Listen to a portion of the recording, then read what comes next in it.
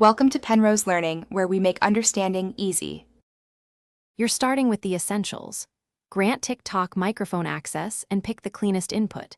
If you have a wired mic or headset, plug it in now. This often fixes noise and latency. Once done, record a quick test in voice memo to verify clarity. Make sure the system input matches your chosen device. Close other apps that might capture audio or camera, then restart TikTok so the app reinitializes its audio drivers and settings. Now you'll fine-tune levels and options inside TikTok and your device. First, confirm the live's microphone source and reduce gain if you hear distortion. Lower input gain improves headroom.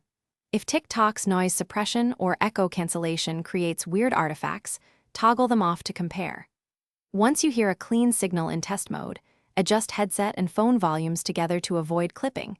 Keep some headroom so sudden peaks don't distort the stream. If using an external interface, match sample rates. Make sure both are the same. You're close. Finalize by restarting the phone and router to clear any network audio buffering.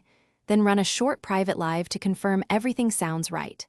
Make small tweaks, reduce background noise, reposition mic, or add a pop filter, and monitor livestream chat for viewer feedback. If issues persist, try switching to another microphone or a different USB port and reinstall TikTok as a last resort. Sometimes corrupted app files cause persistent audio bugs. If nothing works, reach out to TikTok support with logs and device details. Thanks for watching. If this was helpful, leave a like and consider subscribing. See you next time.